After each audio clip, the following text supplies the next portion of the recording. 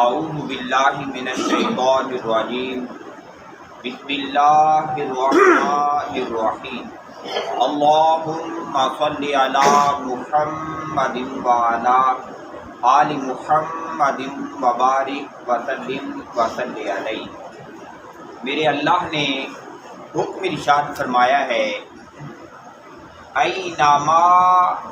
تکونوا، فرمایا بندو تم جہاں کہیں بھی ہو تو یہ بات یاد رکھیں، یدرککم الموت، فرمایا تمہیں موت ضرور آ دبوچے گی۔ فرمایا جہاں کہیں نکل جاؤ، جدھر مرضی بھاگ جاؤ، فرمایا موت کی پکڑ سے تم بھاگ نہیں سکتے۔ یہ عین ممکن ہے کہ کوئی اس دنیا میں آئے پر اسے زندگی کی نعمت نہ ملے، وہ دنیا میں آنے سے پہلے ہی مردہ ہو چکا ہو، ماں کے پیٹ میں ہی فوت ہو گیا ہو، اور پھر اس دنیا میں آیا ہو تو دنیا میں آیا ہے تو مردہ ہے۔ لیکن یہ کسی صورت گویا پتہ چلا کہ ہو سکتا ہے کہ کوئی دنیا میں آئے اور اسے زندگی نہ ملے، لیکن ایسا نہیں ہو سکتا کہ کوئی زندہ ہو اور وہ موت سے بچ جائے۔ ہر وہ جسے زندگی ملی ہے اس نے مرنا ہے۔ تو میرے اللہ نے بھی ارشاد فرمایا لوگو تم جہاں کہیں بھی ہو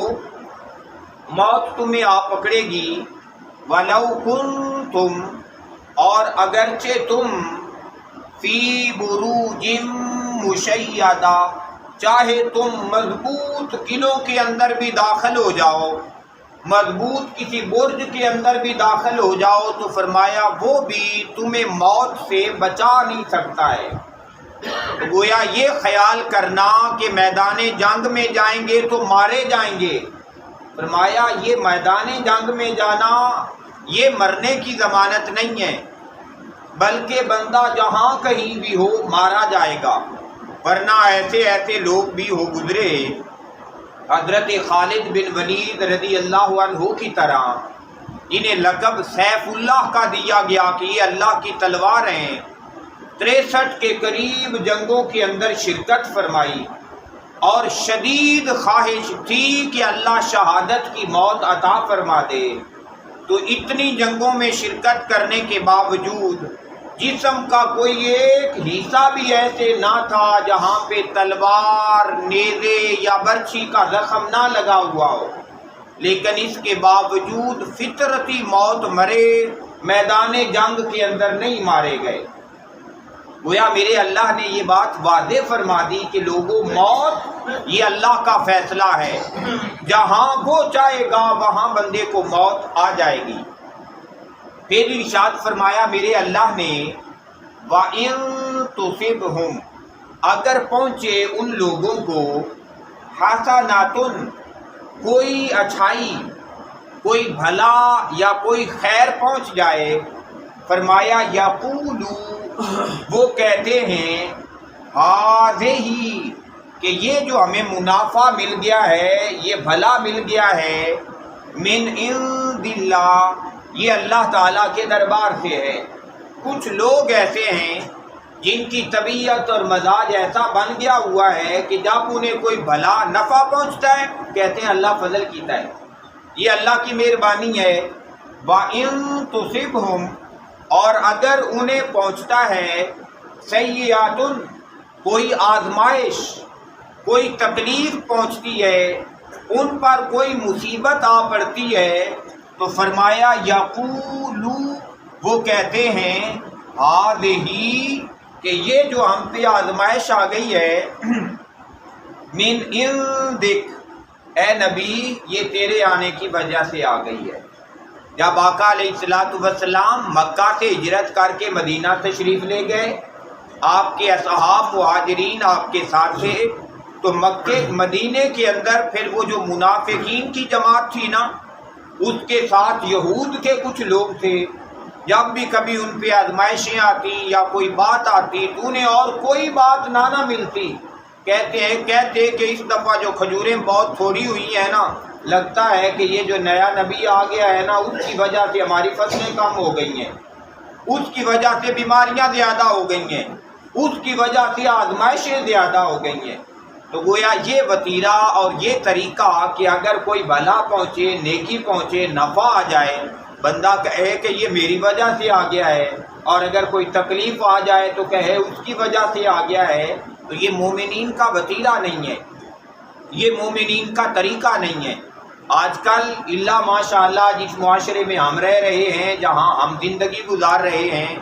وہاں اکثر ساس کو اور کوئی بات نہ ملے،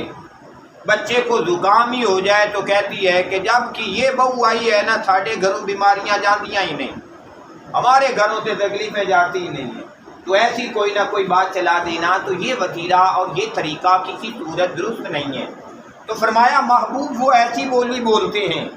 جب ایسی بولی بولیں تو فرمایا قل، آپ ارشاد فرما دیں کل من عند اللہ، یہ تمام تر چیزیں، فصلوں کا زیادہ ہونا یا فصلوں کا کم ہو جانا، صحت کا نصیب ہونا یا بیماری کا آ جانا، لوگوں کو زندگی ملنا یا لوگوں کی زندگی چلے جانا، موت کا فیصلہ ہو جانا، فرمایا یہ تمام تر چیزیں یہ اللہ تبارک و تعالیٰ ہی کی طرف سے ہیں۔ یہ الگ بات ہے کہ وہ فضل عطا فرماتا ہے، مہربانی عطا فرماتا ہے، بندے کو آسائش عطا فرماتا ہے، یہ اس کی مہربانی اور اس کا فضل ہے، لیکن وہ اگر بندے کو آزمانے لگ پڑے، جیسے فرمایا وَلَنَبْلُوَنَّكُمْ بِشَيْءٍ مِّنَ الْخَوْفِ وَالْجُوعِ وَنَقْصٍ مِّنَ الْأَمْوَالِ وَالْأَنفُسِ وَالثَّمَرَاتِ، کہ کبھی پھلوں کی کمی آ جائے، کبھی کہ کوئی بندہ فوت ہو جائے، کوئی مصیبت آ گئی ہے، پریشانی آ گئی ہے، بندے پہ بیماری آ گئی ہے، ہیں بھی یہ ساری چیزیں اللہ ہی کی طرف سے، لیکن میرا اللہ ارشاد فرماتا ہے تم صبر کرو، جب صبر کرو گے وَبَشِّرِ الصَّابِرِينَ، تو میں صبر کرنے والوں کو خوشخبریاں عطا فرما دوں گا۔ یہ اللہ ہی کی طرف سے ہے تمام تر۔ پھر ارشاد فرمایا فَمَا لِهَٰؤُلَاءِ، انہیں کیا ہو گیا ہے،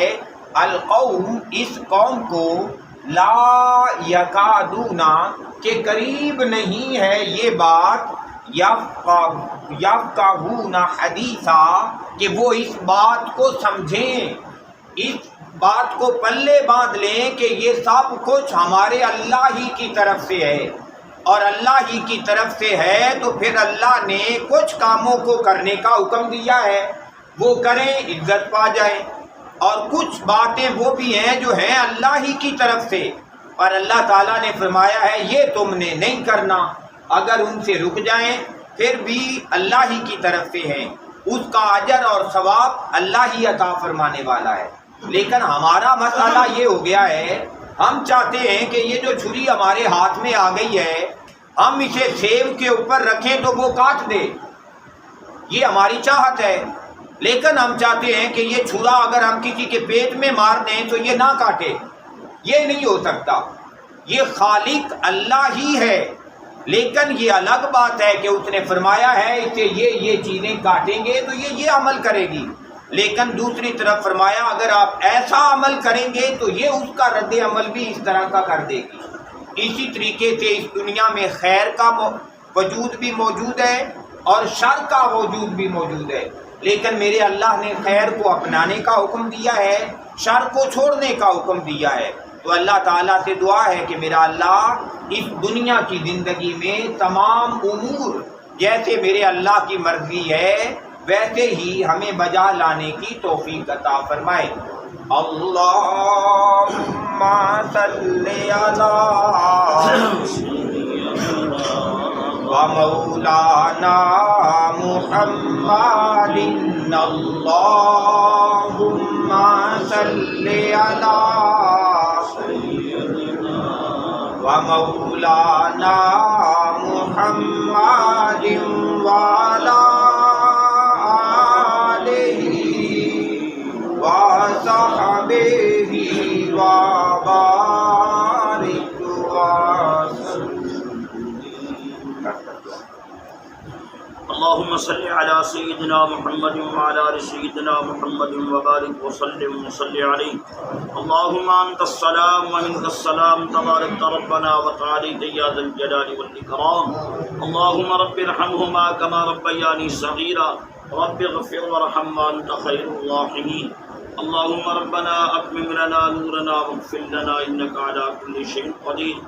اللهم ربنا آتنا في الدنيا حسنة وفي الآخرة حسنة وقنا عذاب النار اللهم ربنا ظلمنا أنفسنا وإن لم تغفر لنا وترحمنا لنكونن من الخاسرين اللهم أعنا على ذكرك وشكرك وحسن عبادتك ربنا اغفر لي ولوالدي وللمؤمنين يوم يقوم الحساب أجمعين.